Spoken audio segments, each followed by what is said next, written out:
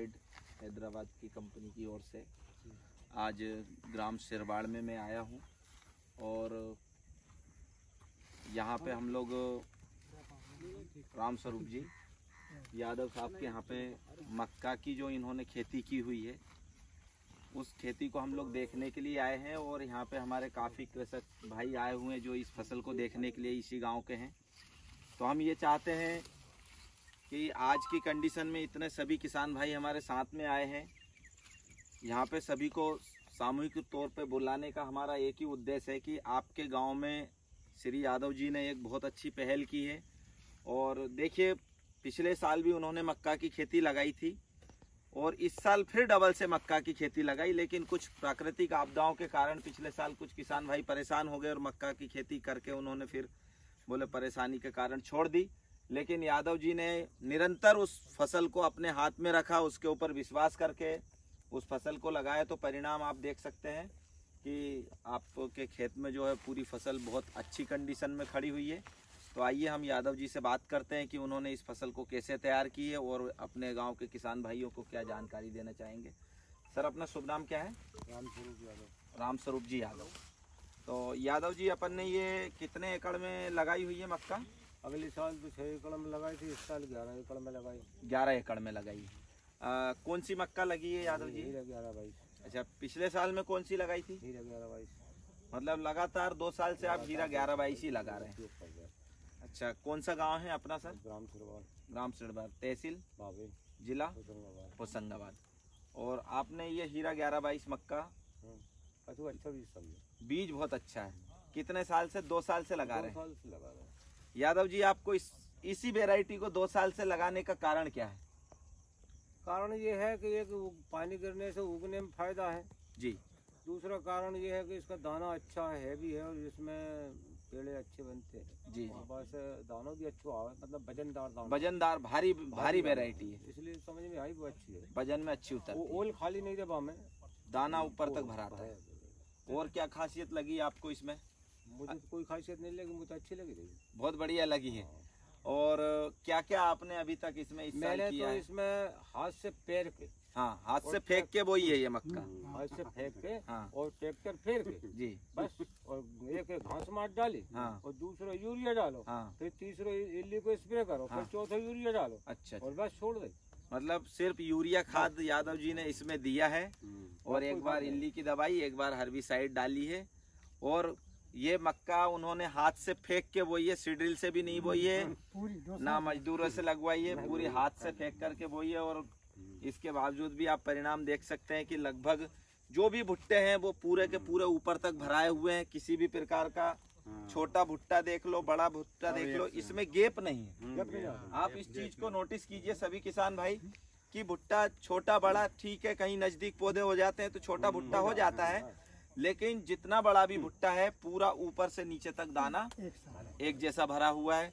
दूसरी एक बात है, कहीं पे 2 लाइन खाली, कहीं पे 1 लाइन खाली, इस टाइप के किसी भी भुट्टे के अंदर आपको सही अगर भुट्टा 8 इंच से 9 इंच तक भुट्टा आ गया दाना, 8-9 इंच तक का दाना पूरा भरा हुआ है। कम से कम 8 और ज्यादा 9।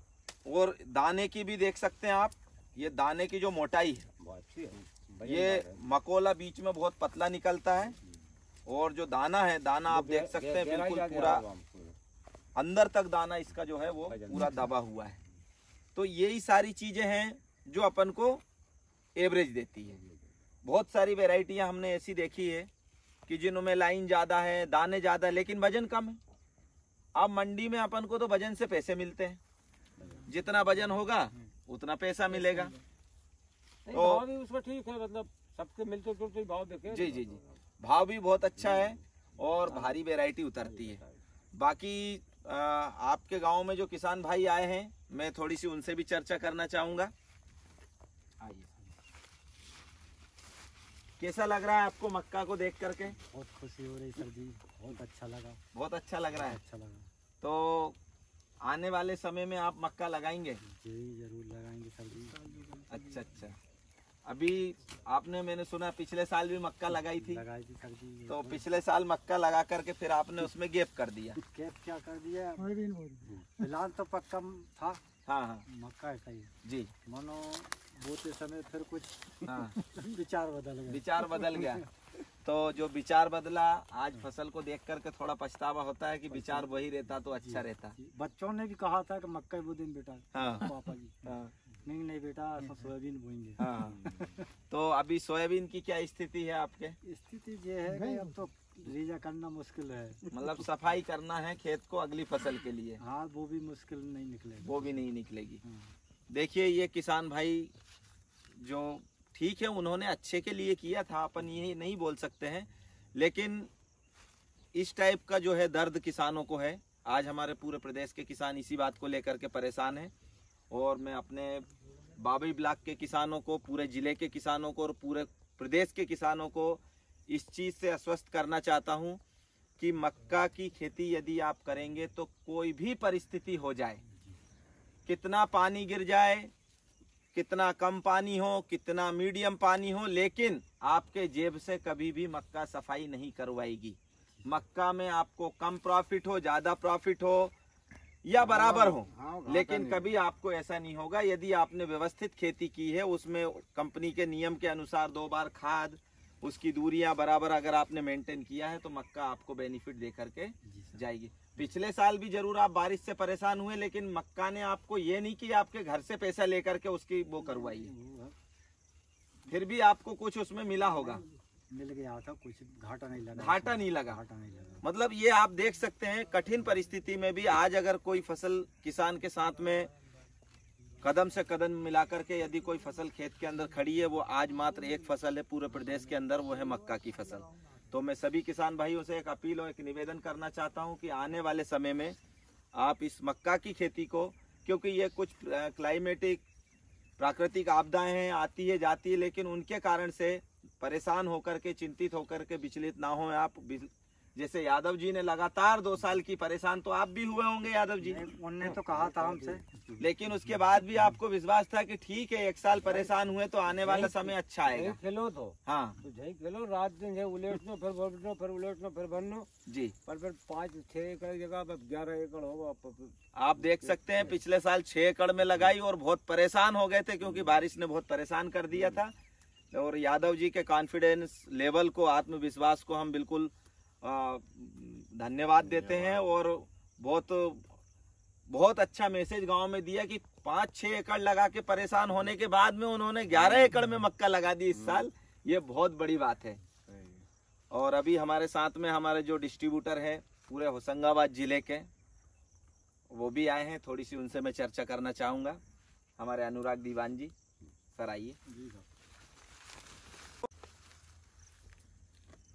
जी सर, कैसा लग रहा है सर मक्का को देखकर? क्योंकि ये आप ही की देन है, आपके संघर्ष, आपका प्रयास से आज अपन पूरे क्षेत्र में जैसे मक्का की खेती को करवाने के लिए बहुत प्रयास हमारे दीवान जी का हमेशा रहता है। ये एक दिन कभी प्रयास नहीं करते हैं, 12 महीने जो है मैं दीवान जी के मुंह से सुनता रहता हूँ। कोई भी किसान भाई जाए तो उचित से उचित सलाह रहती है। बिजनेस पॉलिसी और स्वार्थी भावना से आपने कभी किसान को गुमराह नहीं किया है, ना विचलित किया है। जो उचित से उचित सलाह दी है, यही छवि पूरे क्षेत्र में दीवान जी की है। तो मैं दीवान जी से जानना चाहूंगा कि जो बीज आपने यहाँ पे किसान भाइयों को लगवाया, इसके बारे में आपका क्या ओपिनियन है? सबसे पहले तो मैं धन्यवाद देता हूँ एमडी सर को और हमारे रविंद्र सर जी को जो यहाँ पधारे और इस कॉन्सेप्ट में लाने के लिए सबसे बड़ा हाथ तो मुकेश गंगोत्री जी का है। चूँकि किसान मैं पहले हूँ, बाद में व्यापारी हूँ, मेरे यहाँ भी खेती होती है और बरसों से सोयाबीन और अदर क्रॉप में हम परेशान थे। किसान जो लगा रहा था, इन्वेस्ट कर रहा था, उससे वही रिटर्न नहीं आ रहा था। तो ऐसे बैठे थे हम, तो मैंने कहा सर कोई ऐसी क्रॉप लेके आए ताकि किसान की माली हालत सुधर सके और रिस्क जोन से बाहर हो ये खेती। तो सर ने कहा मक्का सबसे अच्छा सब्स्टिट्यूट है, अपन मक्के को यहाँ डेवलप करते हैं और साहब उसमें कुछ हद तक सफलता भी प्राप्त की है। जो किसान आज यहाँ मक्का लगा रहे हैं उनको 100% नहीं तो 50 और 60% तो बेनिफिट्स होते ही हैं।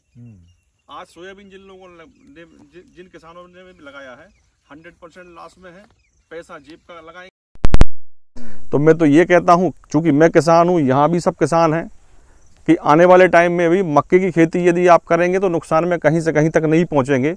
और आज मेरे कहने से रामस्वरूप यादव जी ने यहाँ मेज लगाया, तो मैं उनको धन्यवाद देता हूँ कि उनको भी परेशानी से निजात मिलेगी। और मुझे भी साहब अच्छा लग रहा है कि कम से कम किसान जो है संपन्न और समृद्ध हो इस क्षेत्र का और जिले का भी। धन्यवाद।